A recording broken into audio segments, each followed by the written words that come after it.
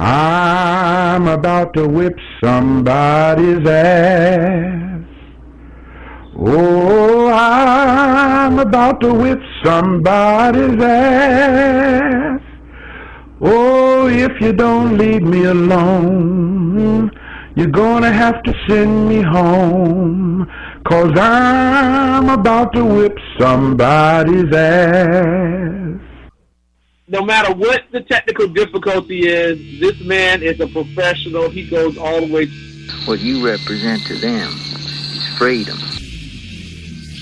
What we've got here is failure to communicate. Was an extremely great conservative commentator. Classified my ass! Government is another way to say better than you. Well, this is Jersey Joe for the Reaver Common Sense Show. Want the Sackheads to give you a blessing? 8 p.m. on shrmedia.com.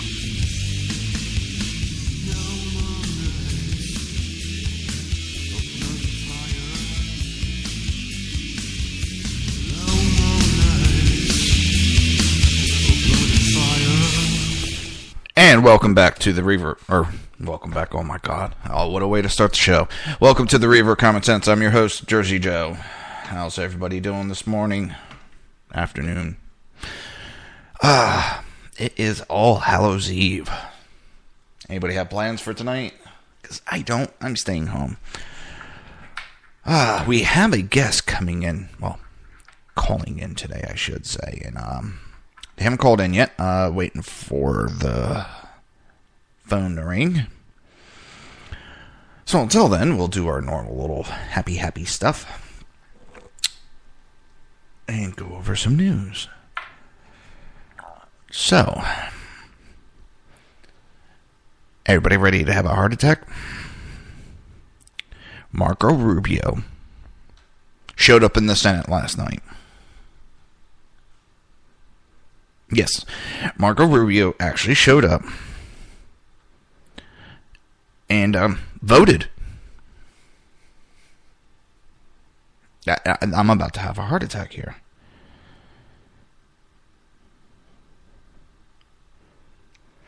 Yeah, I'm about really to have a heart attack. Of course, he had to cancel an event today.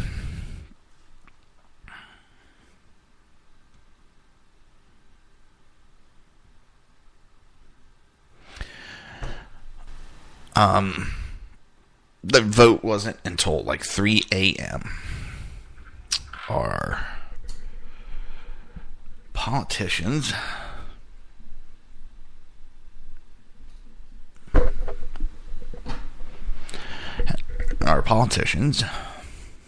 went and did one of those. Hang on.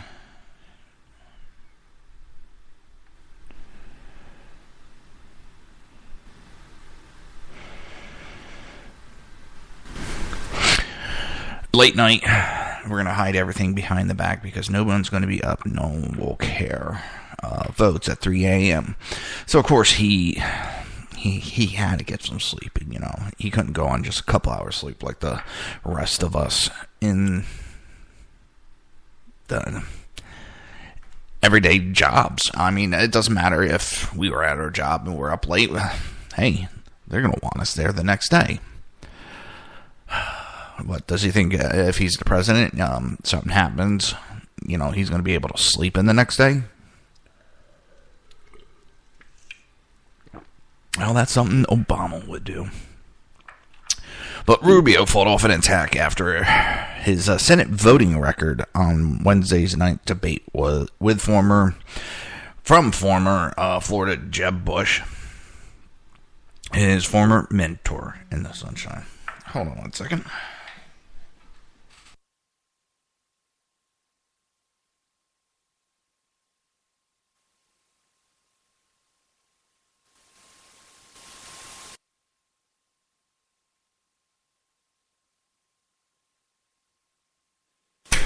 All right, everybody, and it's our guest. Do you want to announce yourself? Good afternoon. This is Rod Eccles. How are you? I'm good. Glad to have you on my show, sir. Heard so much Thanks about for you the having last me. couple of months. Well, I hope it's all good. Yeah, Laura, she speaks very highly of you. You got a good person there. She's a good one, definitely. Oh, yeah. She's a pistol. And she's not afraid to go after the liberals. No, no, she's not. While I was waiting for you to call in, I was going over, I don't know if you heard, but you ready to have a heart attack? Senator Mark Rubio actually wound up in the Senate last night and voted. Yeah, well, yeah, he had to show up for that vote, at least. Well, I think he just showed up because all the grief that he got on Wednesday night, I'm going to show them. That, and I think it really was an important vote, not that it was going to change anything one way or the other. Exactly. From my understanding, you have your own show too, right? Yes, I do. All right. And you go around, you do a lot of speaking engagements. I have. I'm just about finishing up this year's speaking tour, I guess you could call it. I have one more to do down in Worcester, Massachusetts in November. Oh, nice. And I'm trying to look over my notes to find, because I don't want to say something that's not right. I believe you have a book, too? I do have a book. It is called The Conservative Ecclesiastes. God bless you. Basically, it's basically a play on my last name in the book of Ecclesiastes, and it's just political wisdom and logic. Okay. I'm going to have to get that and take a read. Right now I'm in the middle of the 13 Hours, the Benghazi book from Sugar. Chris Pronto, Mark Geis, and I keep forgetting John's last name. Oh, my God. But, yeah, I'm going over that book. Just ran into Chris a month or two ago, and he gave me the book, so it's actually pretty good. John Teagan. Uh-huh. Have you had a chance to read that book yet? I have not. As you probably understand and know, that because you probably get a lot of requests to read books, I get a ton of them. Oh, this it's hard to get. I wish I was a speed reader. I can't read like 50,000 words a minute. So it takes me, I'll read like 2 or 3 pages here, 2 or 3 pages there. I never was one for sitting down and actually reading a book, but this one's actually is a good one. It's the true account of Benghazi from the survivors. Oh, yes. I think I've heard about that one. I have not had a chance to grab a copy and peruse it yet. Yeah, that one is, it gives actual first-person views of everything that happened that night from the people that were there, not politicians blowing smoke everybody's backside. So, they don't hold back. No, you would think that you would hear more from, well, I guess the reason why we don't hear more from the people that were actually there on the ground is because they would be telling the truth, which would not match up with the administration's account of what happened. Oh, exactly. The three of them, Chris, John, and Mark, have been wanting to go to the Senate committee, and they have not at this time gotten invite. But they have spoken off the record to several of the senators about what happened. Yeah, it's a good book. You ought to get it. And I was listening to one of your shows last night, and you go over something that I'm actually very passionate about and talk very often, the global warming. And you had talked about that new study that say, the high CO2 levels are causing people to be dumber. Yes, that was a Harvard study, and I actually, my brain kind of hurt reading about that. So yeah, that was kind of scary. But when it comes to these cultists, and I refer more to the global warming as a cult, they remind me exactly as a cult. If you don't agree with them, you get attacked. Something John Koresh would have thought up. This is straight out of the Solowinski Rules for Radicals book, and it's also pretty much a play on what communism is all about. You basically put out something, and it doesn't matter if it's true or not.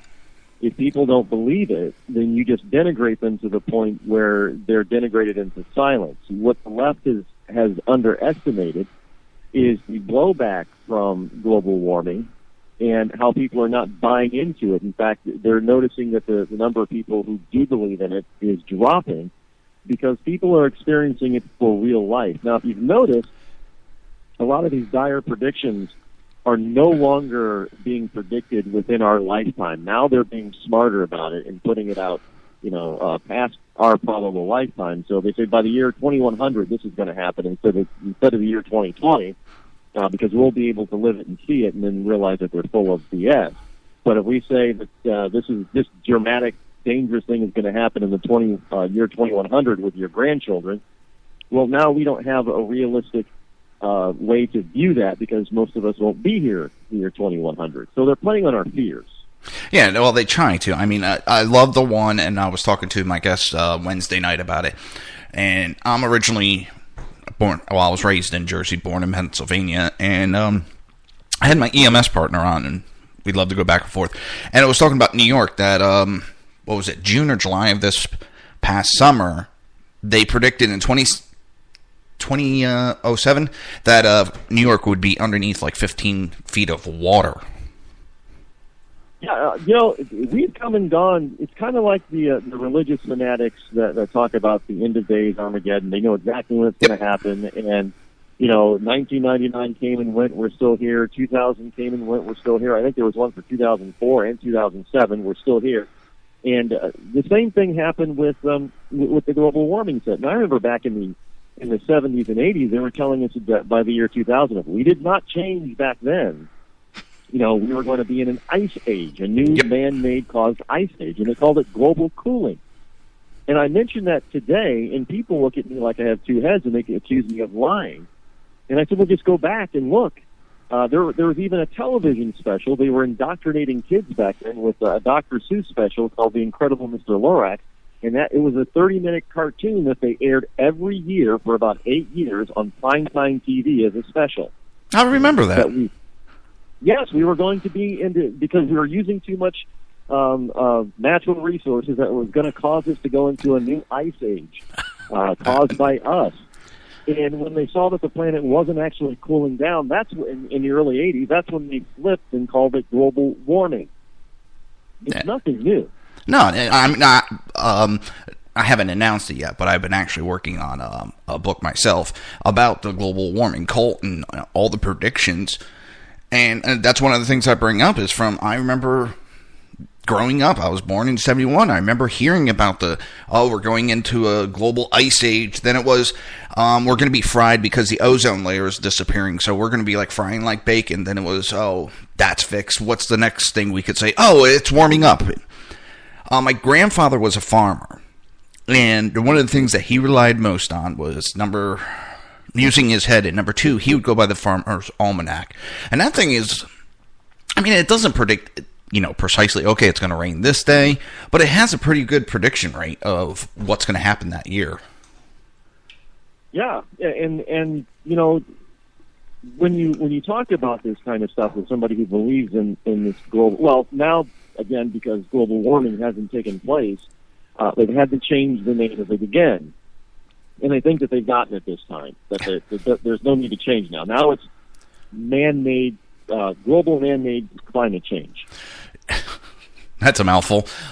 Well, yeah, well, they can't say climate. Well, they do try to shorten it and say climate change, but the problem is that this planet in man's history has been both warmer and colder than it is now, and obviously, the Industrial Revolution period is only about 150, 200 years old, so we couldn't have possibly have caused global cooling or global warming, say, back in the 1500s or the 1200s or, the first century or even 6000 BC.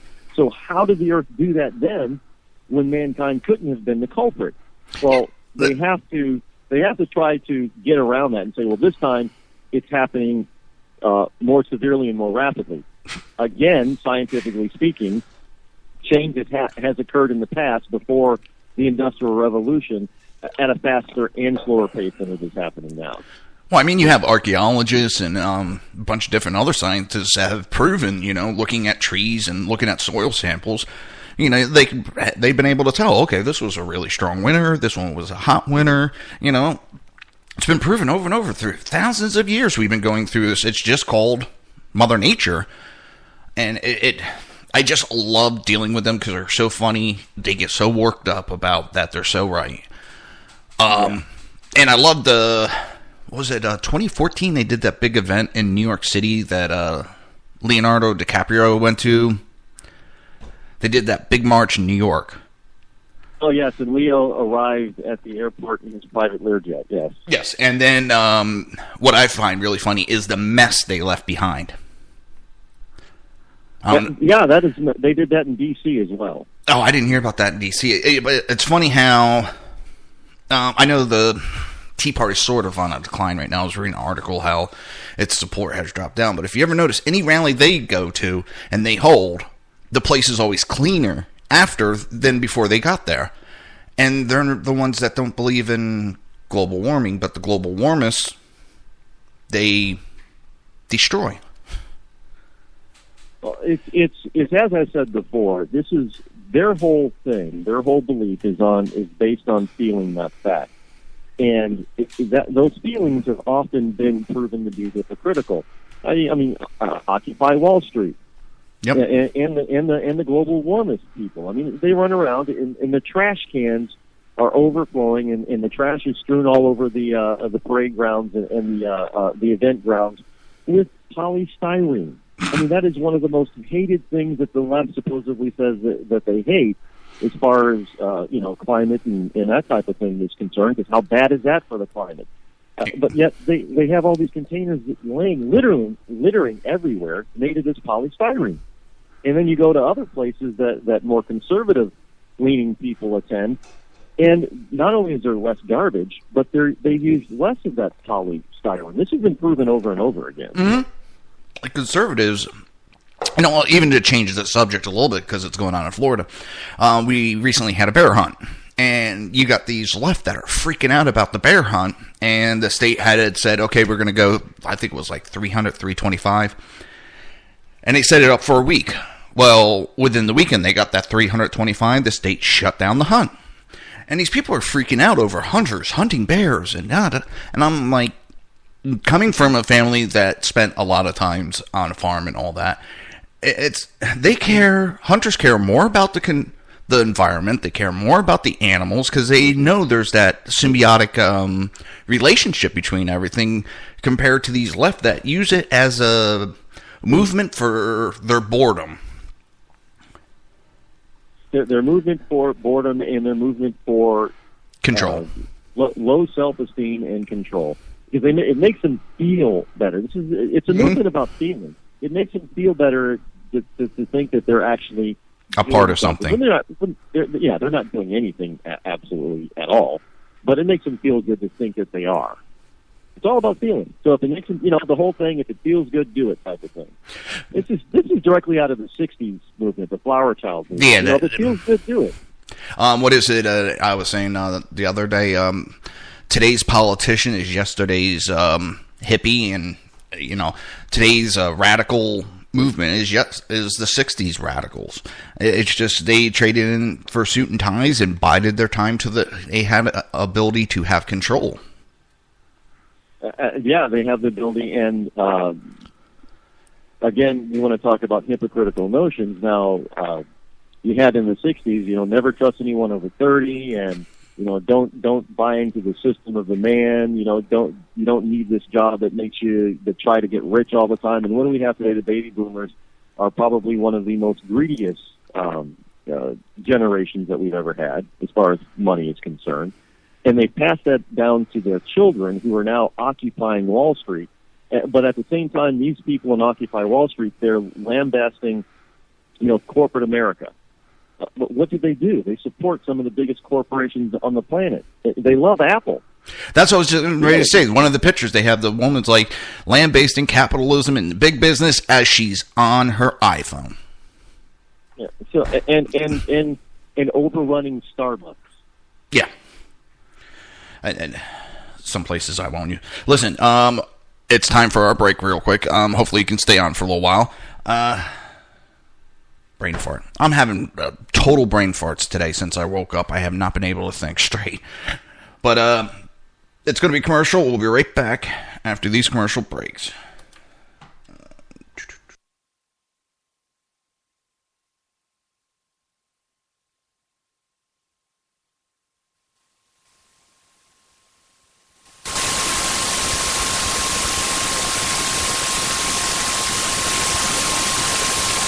Hosted by my dad, Jersey Joe.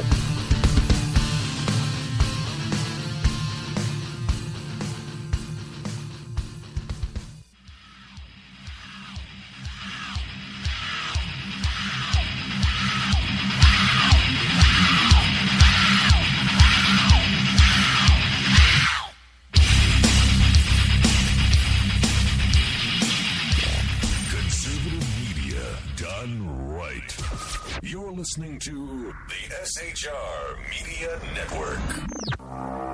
In a world controlled by corrupt politicians. You got a business.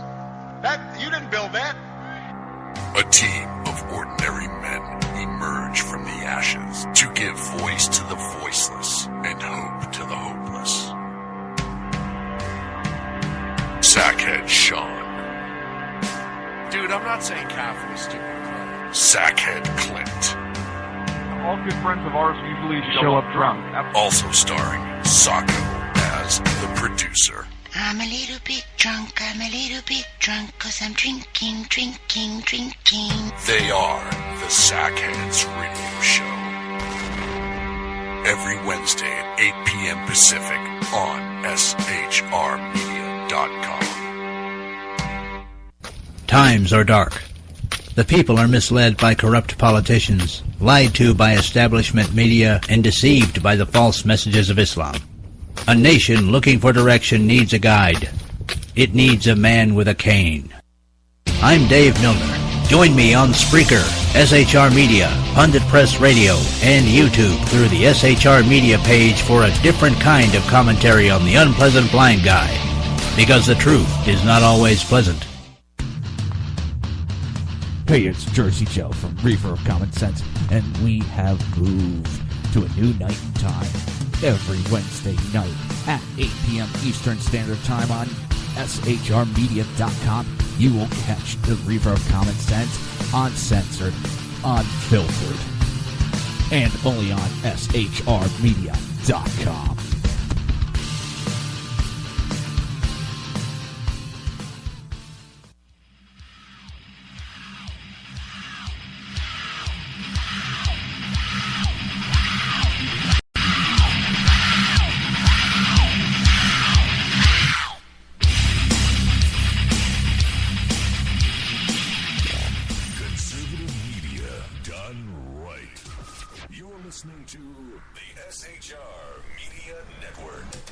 And welcome back to the Reaver of Common Sense. I'm your host, Jersey Joe, and I have a great guest, Ron Eccles, right?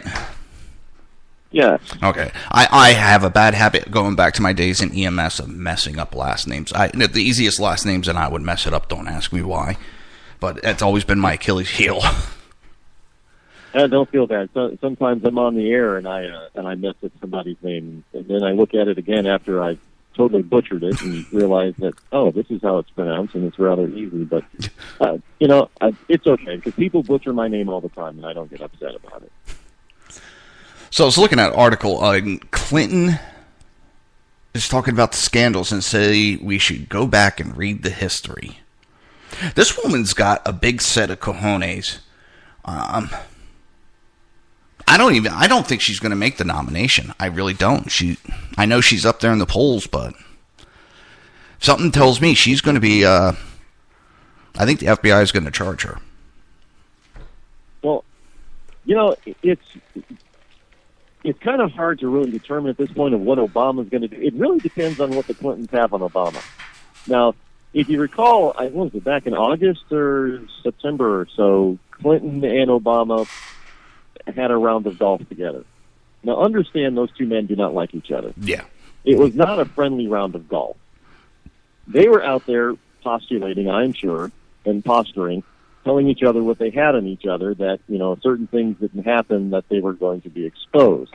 But that's the thing, I think, why Obama has unleashed the FBI onto her, because they do have stuff on him, so therefore he's going to discredit her, sort of like they did to Petraeus. Yeah, you would think that would be the case, and the reason why I was under that impression before is because he was edging Biden to get into the race, and then all of a sudden he tells Biden, don't get into the race, and Biden doesn't get in. So, and make no mistake about it, this whole decision about the presidential race, Biden had nothing to do with it. Oh, yeah. Joe Biden was out of the loop until Obama came to him and said, hey, Joe, you should run. And then, hey, Joe, I think you should run. Oh, okay, I'll run. I'll think about it. And then, after, hold off on that decision, Joe. And this is why it took Joe so long to decide, because anybody else would know whether or not they have the chutzpah and the energy and the will to run for the presidency. It's not something that's going to take you 2 or 3 months to figure out. Yeah. But then finally it came, and, Obama put the hammer down and said, sorry, Joe, you can't run. And Joe, being the good, dutiful second in command, he went along with it. And frankly, I think his heart was a little bit. He was asked to do it, and I think his countenance rose a bit, especially after his son passed away. I think he was feeling a little bit more energized. And watching him give that speech about him not running, there was a little dejection in his eyes. And I'm not the only one who's noticed that. Not to mention, the speech was not of a speech of a man who decided not to run. It was a speech of a man who was ready to run and wanted to run, but isn't running.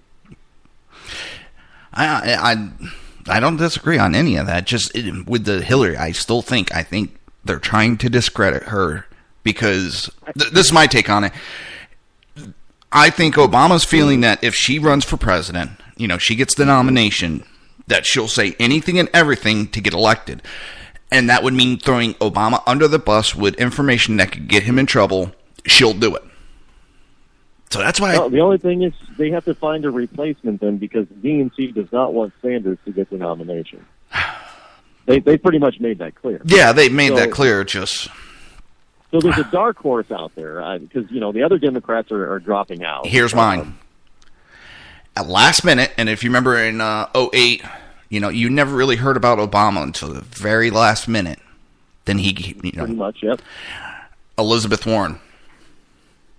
That name keeps popping up, and I don't know if they can actually convince her enough to get in, because believe it or not, I think what the real thing is going with Elizabeth Warren is that she doesn't. It's not that she doesn't have her eyes on that prize, because she does.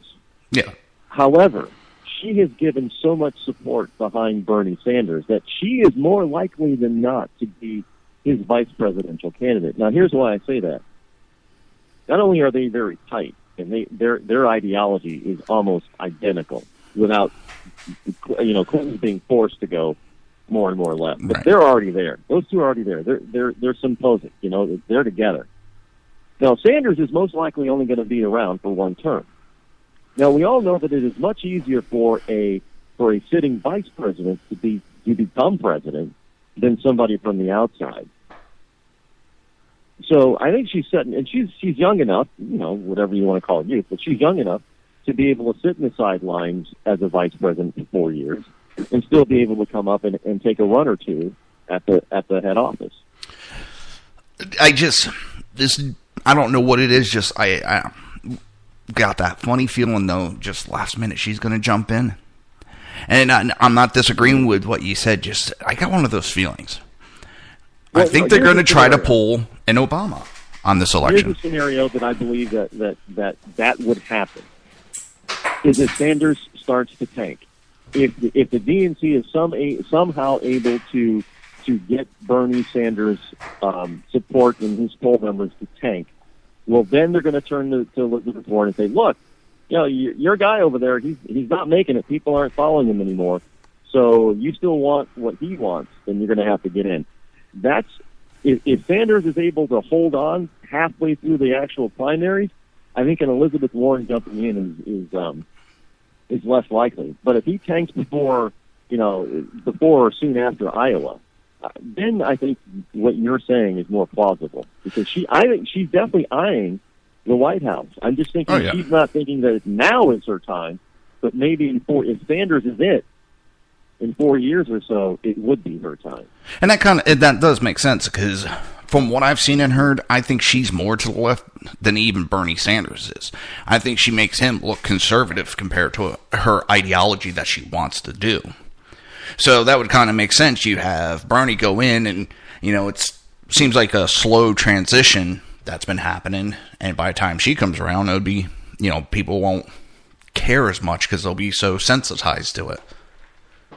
Yes. And they'll be more open to Bernie's he's a very, grating, old, grumpy uncle. And she's not. No. And this, I never wanted to run for Senate and all that is a bunch of BS. I mean, it's the best way to gin up the base. Oh, I don't want to run. No, I don't really want to do it. I know I'd be good, but no, I don't want to do it. And then she has the people, banging down her door supposedly for Senate. And that's what's happening as president.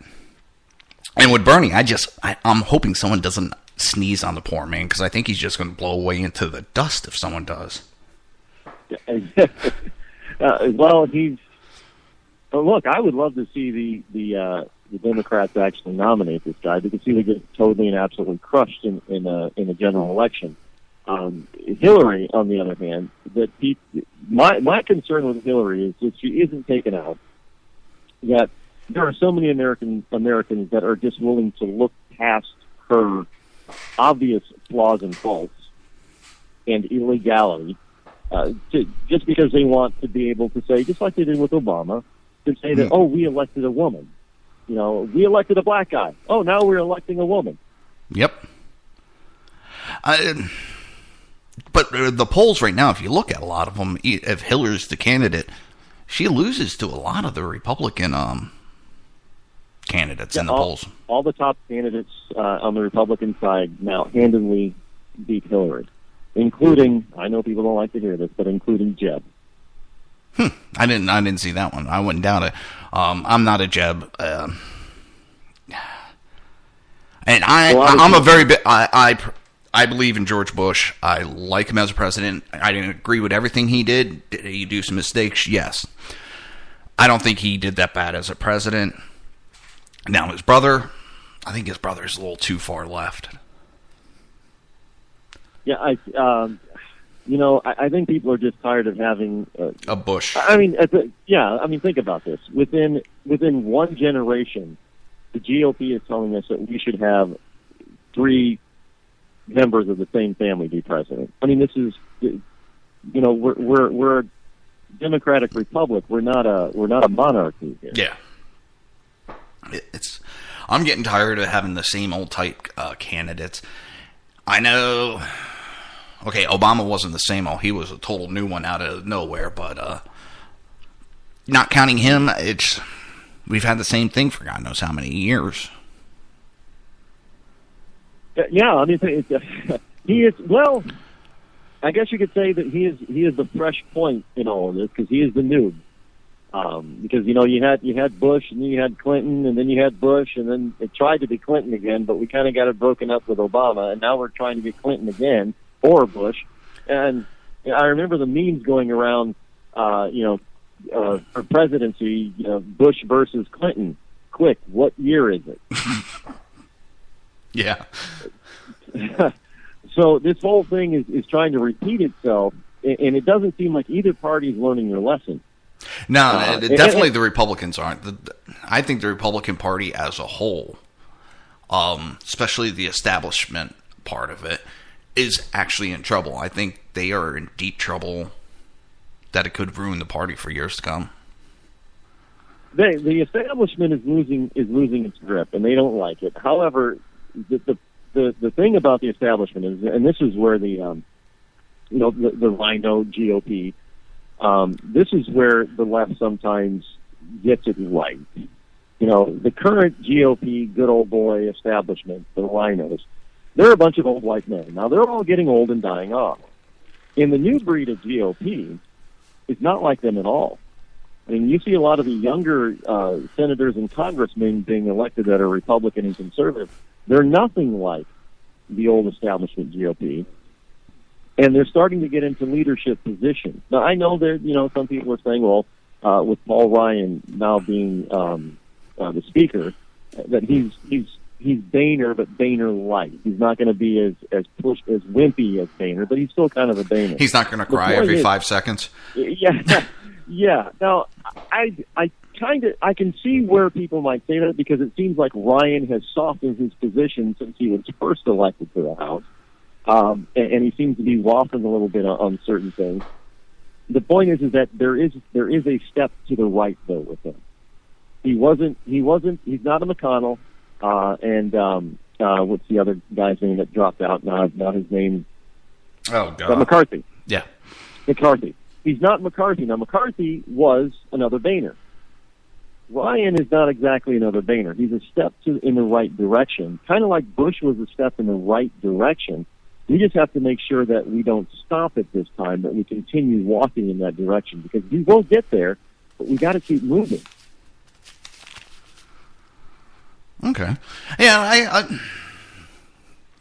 I also feel that we need to, and it's not an easy road, and I don't see it happening maybe in our lifetime, but we need more than a two-party system, because that's what's really hurting why we don't have decent candidates being put up anymore, because you have a 50-50 shot. Now, if you go to let's say, four-party, for the ease of math, then you would have like a 25% chance of getting in, but we would really need a solid 4 parties. I kind of think of it's. I look at the multi-party systems in other countries, and it's very difficult for them to get things done. You know, they have to form coalition governments and all that kind of stuff.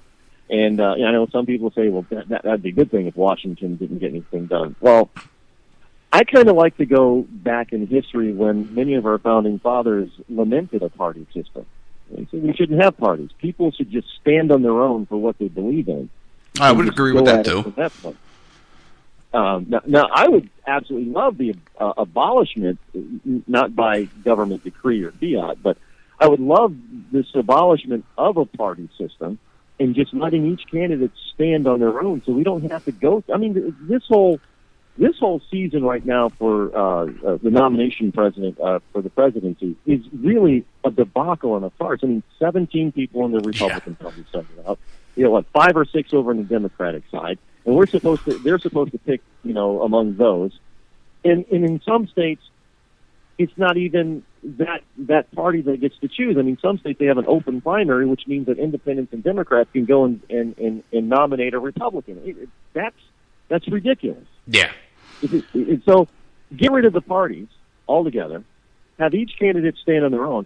And if each candidate has to stand on their own, you're not going to have 20 or 25 candidates up there on a stage trying to be president. That's all going to get wiped out, because most of them are up there simply because somebody in their party is backing them and giving them leverage to stay on the stage. If we get rid of all of that, first of all, now you're really going to start taking the big money out of politics, because now people are going to start paying attention to each individual, not party. I think the Founding Fathers had something there, and they said, well, party system is not a very good idea. I'm kind of thinking that they were right. No, I'm thinking they're right also, but trying to get rid of those parties, that would be the hard part. Even a step in the right direction would be on the ballots, taking the R and the D off the name, so people would be more apt to finding out who's running and what they're running about. Because how many people do you hear? Oh, I just go in there and find the R and I go straight down the R's or straight down the D's. And they're electing people they don't even know anything about them. Yes. I see that happen all the time, or hear about that happening all the time. Look, this is what I do when I go into a voting booth. I look at the candidates, I look at the names, and I only vote for those that I know something about that particular race or position. Yep. I don't vote R or D. I don't do a straight ticket. That's the most ridiculous thing anybody could possibly do. I agree. I mean, I'll say the 2012, I did that just for one reason. And I know probably they didn't get the message, but it was sort of my way, because it was also before I had a show. It was my way of voicing my opinion of I'm tired of the Democrats and what I'm seeing going on, so I went Republican just to try to give a quote-unquote message. Yeah, and I understand that people do that from time to time. They try to use their vote as a way to promote a message that because they don't think that they're being heard.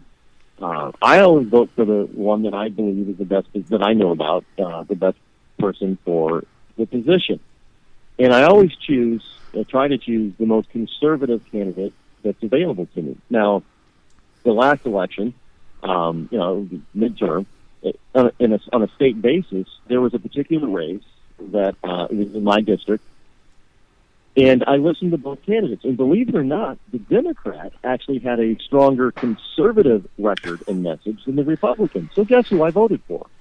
I voted for that Democrat. Now, that doesn't happen very often nowadays, but that's why I'm saying people have to stop looking at the DNVR and they have to start looking at the person, the man or the woman that's running for the office, because sometimes you're going to be surprised. Now, if I had just ran a straight R ticket, I would have missed out on that conservative Democrat. Frankly, I think he should change parties. If we're going to have a party system and that guy's over there, he should come over to the Republicans because Jim he sounded Webb more conservative than the Republicans did. It was sort of like Jim Webb sitting up there on the Democratic debate. I'm like, this guy does not sound Democratic at all. Or Democrat. I would have sworn he was a Republican. Yeah, and that's probably why he's not getting very much support on the Democrat side. So, I got to take another quick break, and then on to the last segment. Again, hopefully you'll stick around for a few, and catch you on the other side of the break. This is Reaver of Common Sense with your host, Jersey Joe.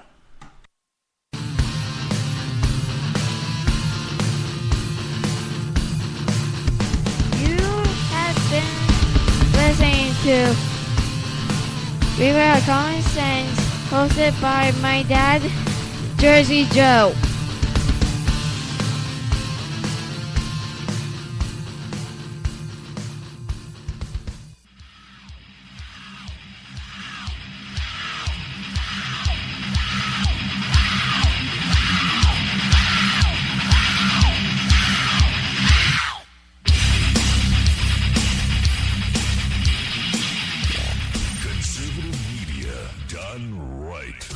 You're listening to the SHR Media Network. In a world controlled by corrupt politicians. You got a business. You didn't build that.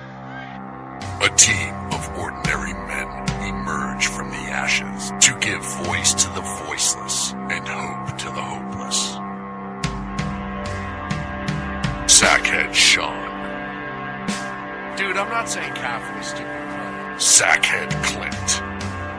All good friends of ours usually show up drunk. Also starring Sacco as the producer. I'm a little bit drunk, 'cause I'm drinking. They are the Sackheads Radio Show. Every Wednesday at 8 p.m. Pacific on shrmedia.com. Times are dark. The people are misled by corrupt politicians, lied to by establishment media, and deceived by the false messages of Islam. A nation looking for direction needs a guide. It needs a man with a cane. I'm Dave Milner. Join me on Spreaker, SHR Media, Pundit Press Radio, and YouTube through the SHR Media page for a different kind of commentary on the unpleasant blind guy. Because the truth is not always pleasant. Hey, it's Jersey Joe from Reaver of Common Sense, and we have moved to a new night and time every Wednesday night at 8 p.m. Eastern Standard Time on shrmedia.com. You will catch the Reaver of Common Sense uncensored, unfiltered, and only on shrmedia.com.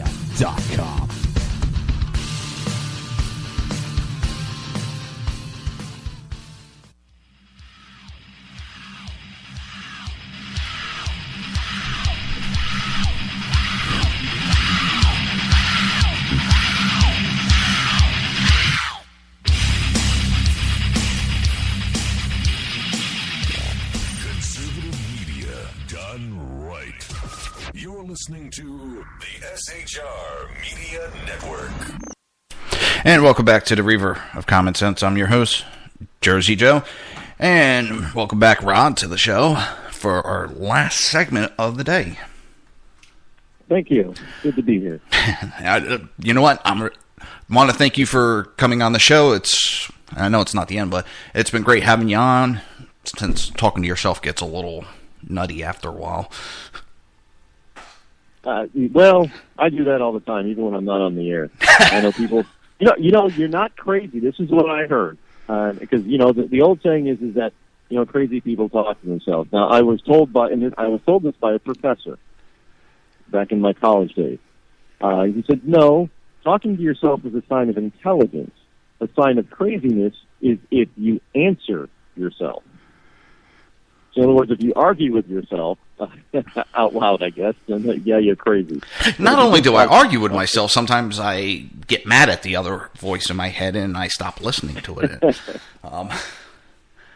It's kind of. Aren't we all a little crazy anyway? That you have to be sometimes in order to survive. Exactly. I mean, the things that I did, especially when I was back in EMS, people just thought I was nuts, and it was.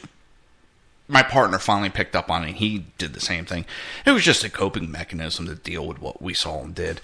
We did some of the stupidest, said the craziest things, and it was just more coping with the stresses of the business. But yeah. So when you have to deal with, I'm going to say, because cops have to deal with the worst of humanity has to offer on a daily basis. But people in any type of position like that has to deal with the worst part of what it is to be a human, whether it be crime or illness or disaster or what have you. It can take a toll on a person. I don't know how most people can actually do those types of positions for an entire career, 20, 30, 40 years sometimes.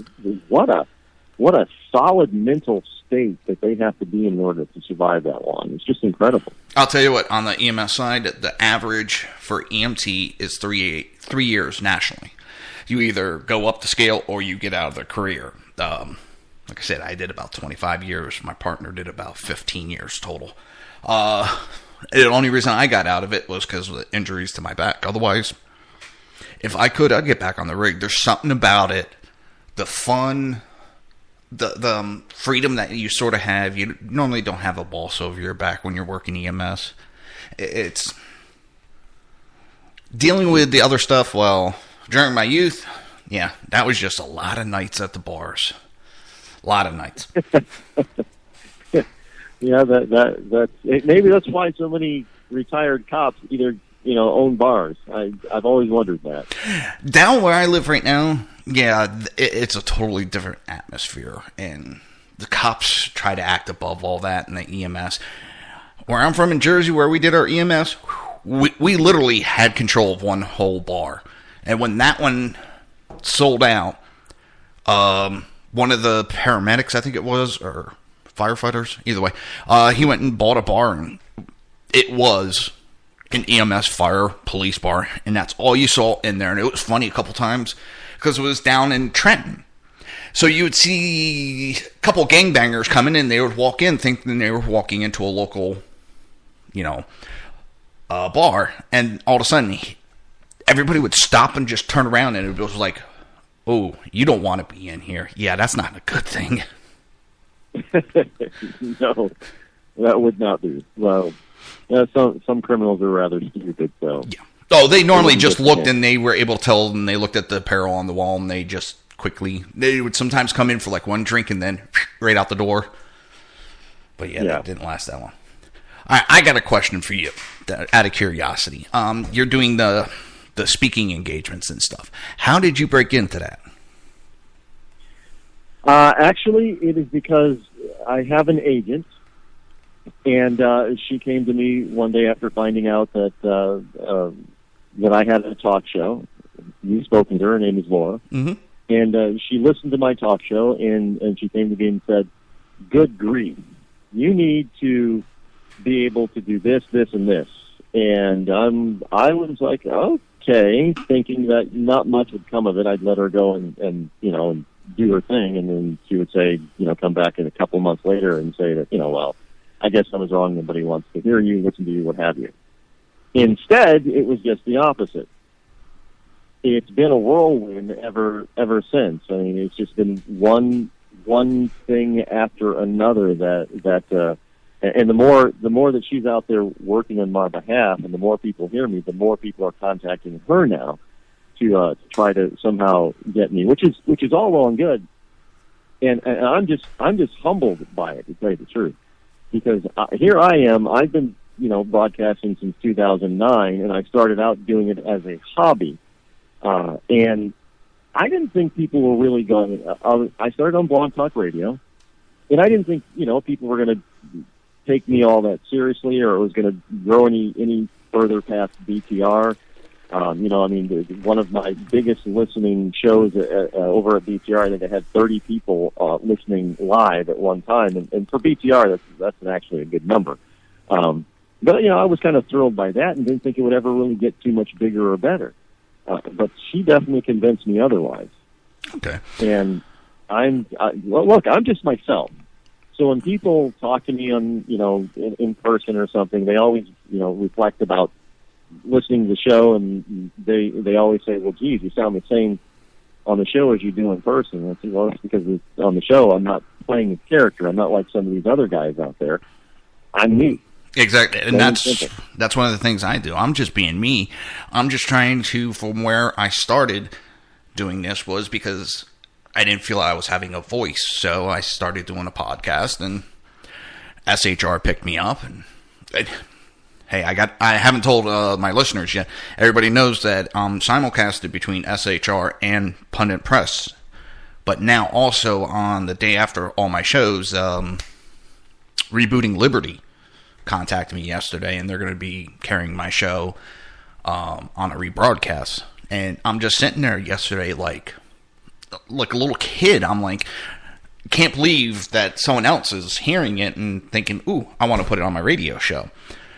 And the other thing that's making me laugh, I'm wondering if half these people that I'm doing the conservative message, but if they actually saw me, they probably would not think I was conservative. Here I am, 6 foot, 280 pounds, bald, tattoos. I'm not the typical idea of a conservative. Well, actually, you know what? That's a misnomer. Well, I should say, I think there is more and more people that are coming out that they had the conservative, but they were always pushed to the background, and I think it's more coming to the foreground nowadays. Yes. The old, like I said, the good old boy, old white man network. That's what everybody sees. In the straight-laced tie and straight-laced tie and the expensive $2,000 suit and the perfectly gray or graying hair. That is what the left has always tried to portray as being a conservative. But no, conservatives come from all walks of life, and they're all from all ethnic backgrounds. It's not just. Republicans are just not just old white men, and which is why they always have a fit when you see a woman espousing conservative beliefs. I mean, look what they did to Sarah Palin, and look what they're trying to do to Carly Fiorina. They're beside themselves because it smacks against what they have tried to always portray as a conservative. And when you have a Latino or a black guy who's a constitutional conservative. Oh, well, the liberals will just lose their minds on that one. Oh, they yeah. have no idea how to handle that. So they end up just calling you a whole bunch of names. Well, one of the things I find funny, and I got called a racist about this, and it's kind of funny I got called a racist because someone else's Facebook, they were talking during the Democrat debate, and it was a black gentleman, and he brought up about how it looked like the old white club was up there talking. So someone jumped on him about it. And I jumped in. I'm like, I'm white. Okay. They're old white people. Well, you're racist. Okay, I'm a racist because I'm pointing out because the Democrat Party, who claimed, 2008, 2012, the Democrat or the Republican Party was nothing but old white people. That's all they put up on stage. And what do the Democrats have now? A bunch of old white people. What I have found out over the years is that Democrats always accuse Republicans or others of being exactly who they are. And I pointed out the hypocrisy numerous times about this year. When people say, well, the Republicans are racist. Really? Let's see, we have 2 Latinos, a black guy, a woman, the Republicans are actually the first to have a minority in the parties. Yes. Look, we even, and Christy even laughs about this, we even have a fat guy running, so he's going to get the obesity vote. Who do the liberals have? Seriously. Yeah. I mean, we've even got an Indian guy, Indian from India heritage. The slushy type Indians. I mean, that one's going to get me in trouble. But we have to listen to these liberals constantly come up with this mantra that Republicans are racist. But every time you get somebody who is not an old white person, who's a Republican and a conservative, they're called a sellout. Mm-hmm. Or they're called an Uncle Tom, or they're called this or that. I mean, Democrats are very famous for trying to have it both ways. Yeah, well, and now it's very difficult for them to do that. They can't do that anymore. For what is it? The fundraising. They want to limit everything, and I'm sitting in the background going, they raise more money than anybody. It seems like when they're accusing the Republicans, whether it's racism or fundraising or whatever, you need to take a look behind the curtain, because the Democrats are doing the exact same thing, and they're trying to do it as like to make you look the other way. Hey, look, the Republicans are doing this. And they do it all the time, and they put these bills up of the fundraising, and they know the Republicans are going to shoot it down. They don't want that bill to pass. They don't want a lot of this stuff to pass because it would stop them from doing what they do, but they know the Republicans are going to shoot it down, and then they get to point the finger at the Republicans and say, look, how bad they are. That is exactly that has been their plan, for years now. And to a certain degree, it has worked for them, but it is working less and less.